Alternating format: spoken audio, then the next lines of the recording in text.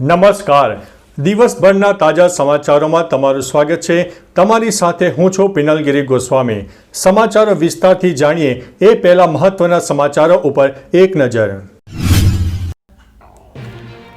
નમસ્કાર મિત્રો, આજની વિડીયોમાં વાત થશે દંડા નહીં પીપુડા સાથે ફરતા પોલીસ કર્મીઓ. રાજ્યમાં ફરીવાર માવઠાનું સંકટ. સાબરમતીના કાંઠે રંગબેરંગી પતંગોનો આકાશી મેળો. પોલીસ કોન્સ્ટેબલના ઘરમાંથી મળ્યો વિદેશી દારૂનો જથ્થો. સાબરમતી જેલની ઓપન જેલમાંથી કેદી ફરાર. અમદાવાદમાં વધુ એક સિનિયર સિટીઝન ડિજિટલ એરેસ્ટનો ભોગ બન્યા. ચૈતર વસાવા છે તેવું કુબેર ડિંડોરે જણાવ્યું છે. આગામી 24 કલાકમાં વરસાદની આગાહી. દંપતીને કેનેડા જવાનું ભારે પડ્યું. અમદાવાદીઓ માટે ખુશ ખબર. સોના અને ચાંદીના ભાવમાં વધારો. રાહુલને આરામ આપવા મામલે બીસીસીઆઈનો નિર્ણય બદલાયો છે. હવે મિત્રો સમાચારો વિસ્તારથી. બીસીસીઆઈ પસંદગીકારોને ઇંગ્લેન્ડ પ્રવાસ માટે કેએલ રાહુલની પસંદગી પર યુ ટર્ન લીધો છે. પસંદગીકારોને તેના ઇંગ્લેન્ડ સામેની વન ડે શ્રેણી રમવા માટે કહ્યું છે, જેથી રાહુલને ચેમ્પિયન ટ્રોફી પહેલાં સારી પ્રેક્ટિસ મળી શકે. સૂત્રો દાવો કરી રહ્યા છે કે રાહુલને ચેમ્પિયન ટ્રોફી સુધી આરામ આપવાનો નિર્ણય લેવામાં આવ્યો છે, જે હવે બદલી દેવામાં આવ્યો છે. મિત્રો, અન્ય મહત્વના સમાચારની વાત કરીએ તો સોના અને ચાંદીના ભાવમાં વધારો. ઇન્ડિયા બુલિયન એન્ડ જ્વેલર્સ એસોસિએશનના જણાવ્યા અનુસાર આ સપ્તાહે સોના અને ચાંદીના ભાવમાં વધારો થયો છે.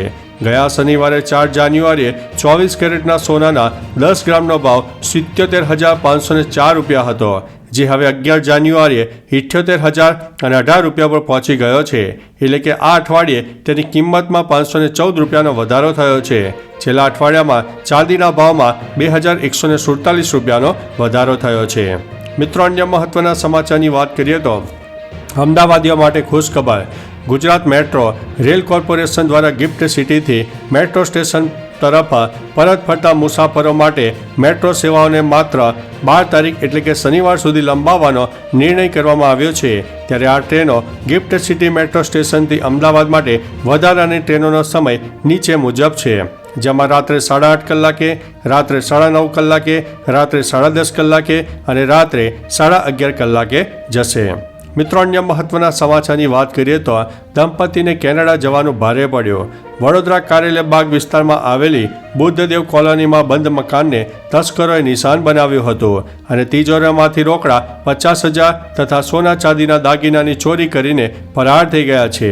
મકાન માલિક હાલ કેનેડામાં ગયા હોય તેમના બહેને રોકડ રૂપિયા 50,000ની ચોરીની ફરિયાદ નોંધાવતા પોલીસે તસ્કરોનું પગેરું મેળવવાની તજવીજ હાથ ધરી છે. મિત્રો, અન્ય મહત્વના સમાચારની વાત કરીએ તો આગામી 24 કલાકમાં વરસાદની આગાહી.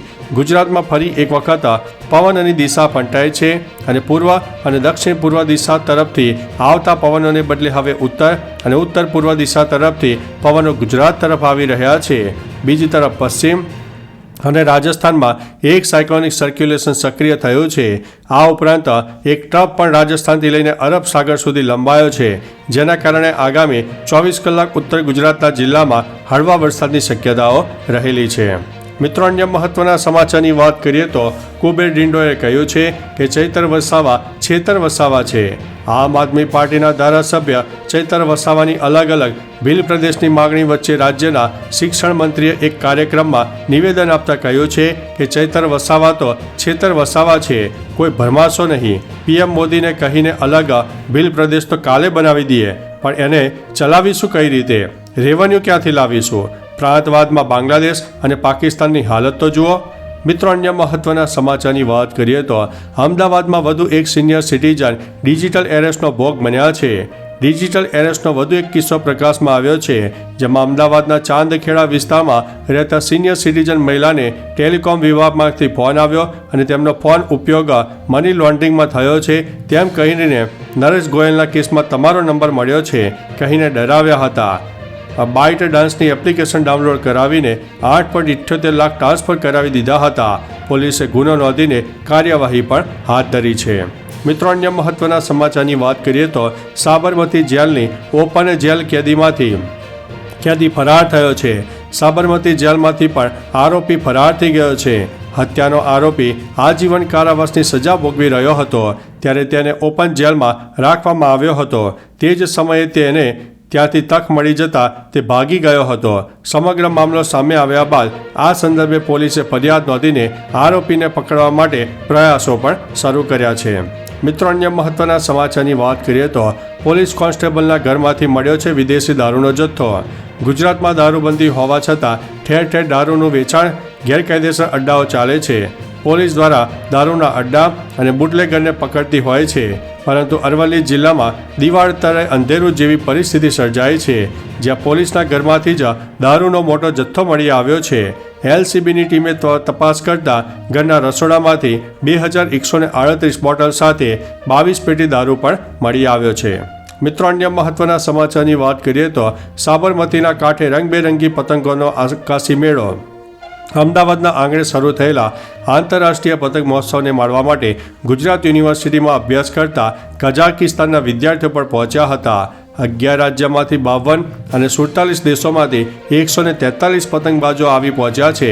અમદાવાદ રિવરફ્રન્ટના આકાશમાં રંગબેરંગી પતંગો છવાયેલા જોવા મળ્યા છે. અવનવા પતંગો નિહાળવા માટે મોટી મોટી સંખ્યામાં શહેરીજનો પણ બાળકો સાથે પહોંચ્યા હતા. મિત્રો, અન્ય મહત્વના સમાચારની વાત કરીએ તો રાજ્યમાં ફરી એકવાર માવઠાનું સંકટ. ગુજરાતમાં ઠંડીનો પારો ઊંચો નીચો થઈ રહ્યો છે. શુક્રવાર સુધીમાં હાડ થીજાવતી ઠંડી પડી હતી, પરંતુ શનિવારથી અચાનક રાજ્યમાં ઠંડીમાં ઘટાડો થઈ ગયો છે. તો બીજી તરફ વેસ્ટર્ન ડિસ્ટર્બન્સના કારણે વાતાવરણમાં ભેજનું પ્રમાણ વધ્યું છે. હવામાન વિભાગે જણાવ્યું છે કે રાજ્યમાં ફરી એક વખત માવઠાની આગાહી કરવામાં આવી છે. ઉત્તર ગુજરાત, બનાસકાંઠામાં હળવા વરસાદની શક્યતા છે. સાબરકાંઠા, અરવલ્લીમાં પણ વરસાદની શક્યતા રહેલી છે. મિત્રો, અન્ય મહત્વના સમાચારની વાત કરીએ તો દંડા નહીં પણ પીપુડા સાથે ફરતા પોલીસ કર્મીઓ. ઉત્તરાયણ પર્વને હવે ગણતરીના દિવસો બાકી રહ્યા છે. બજારોમાં લોકોની ભારે ભીડ જોવા મળી રહી છે, જેથી પોલીસ દ્વારા બજારમાં સિવિલ ડ્રેસમાં પેટ્રોલિંગ કરવામાં આવી રહ્યું છે. સુરતના પતંગ બજારમાં ભીડનો ફાયદો ખિસ્સા કતરો ઉઠાવીને મોબાઈલ અને પર્સની ચોરી કરતા હોય છે. ત્યારે સુરત પોલીસ સાદા ડ્રેસમાં હાથમાં પીપુડા લઈને પોલીસ ફરી રહી છે. ડ્રોન કેમેરા અને દૂરબીનથી પણ સતત નજર રાખવામાં આવી રહી છે. તો ચાલો મિત્રો, ફરીથી દેશ અને દુનિયાના સુપરફાસ્ટ સમાચાર લઈને મળતા રહીશું. ત્યાં સુધી અમને રજા આપશો. નમસ્તે.